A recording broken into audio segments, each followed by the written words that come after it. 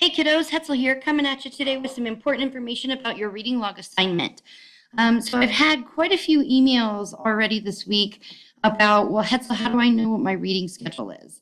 Guys, this is kind of concerning to me because there was a whole page about this in the week's materials. So I want to go over this again, just real quickly with you, just to make sure you guys understand how to figure out what your reading schedule and what your reading goals should be. So you're going to take the total number of pages of your book and divide it by 4. The reason you're dividing it by 4 is we're taking 4 weeks to read our books.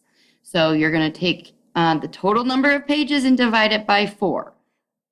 Then you can break it down even further by dividing by 5 if you don't want to read over the weekends. Or if you do want to read over the weekends, you can divide it by 7 because that's how many days of the week there are. So for example, if your book is 209 pages, divide 209 by 4, that equals 52 pages a week. And then to break it down even further, if you don't want to read over the weekend and only read on school days, then you're going to take 52 and divide that by 5 school days, which means you would need to read 10.4 pages each school day. Or if you want to read over the weekend as well, you take 52, divide that by 7, and it reduces your daily reading to 7.4 pages. One of the reasons that I really want you to take ownership of your reading schedule and your reading goals is because once you break it down like this, 7.4 pages, guys, that's not a lot every day.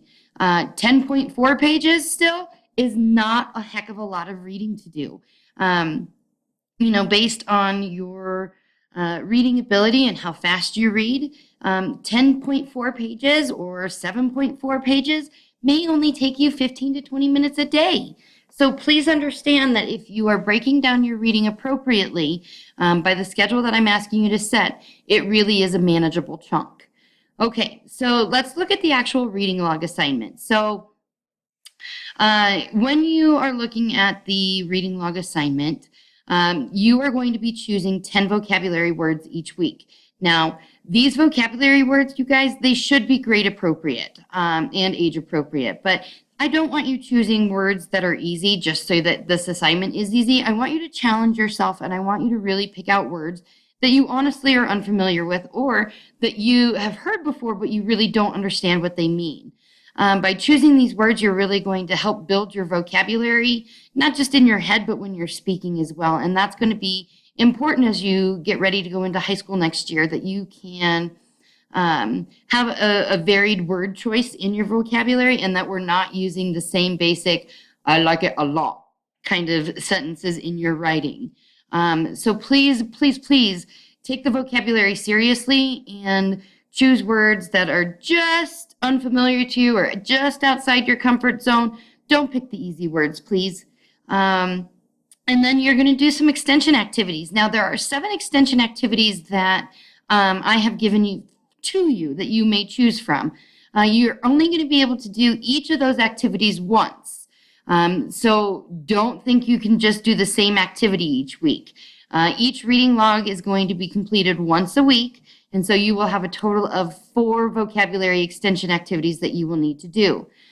Please remember that each of the activities needs to be done for the 10 words. So if you're choosing to make the graphic organizer, each word needs a graphic organizer. But if you're choosing the paragraph, then you only need 1 paragraph that includes 7 of your vocab words.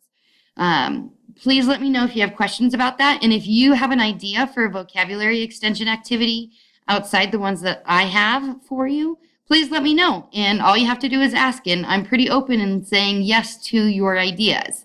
Now, the most important part of your reader's log is the reader's response journal.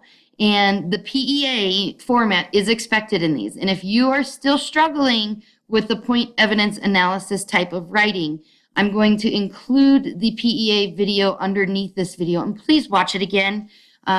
Please understand that PEA is going to be something that's expected of you, not just in 8th grade with me, Mrs. Hetzel, but it's going to be expected from you in all of your English courses at the Virtual Academy and usually any other high school as well. And all your teachers are going to be expecting you. So you really need to start understanding and how to use and maximize your writing using the PEA method. So please, if you're still confused on what that is, watch the video below this, and I think it will really help you. All right, now the last thing I want to talk about today are your extension activities. Just like I said with the vocabulary extension activities, if you have an idea to further your learning with your book, and you have a burning question about something, or you have an idea of something that you would like to do, or you are reading and you're like, wow, that's really neat. I wonder if I could do this, or maybe I could ask Mrs. Hetzel to do this. Yes, ask me. I want you to be in charge of your learning. I want you to feel empowered and powerful. And I really want you to take control of your learning. So if you're thinking about something when you're reading and you're curious, or maybe you're reading the Watsons Go to Birmingham and you're reading all this civil rights stuff and you want to do an outside research project for your extension activity, the answer is going to be yes. So please feel free to think about what you would want to do to further your understanding of your book and make it a more personal learning experience for yourself.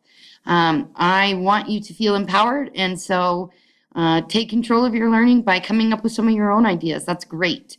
I think that's all I had for you today. So it's Friday morning for me, guys, and I just want you to know that I hope you have a wonderful weekend, and please feel free to call, email, or text me anytime you have questions. All right, guys, take care and know that I'm here to help and support you as you're learning, and love you lots. Talk to you guys soon. Bye-bye.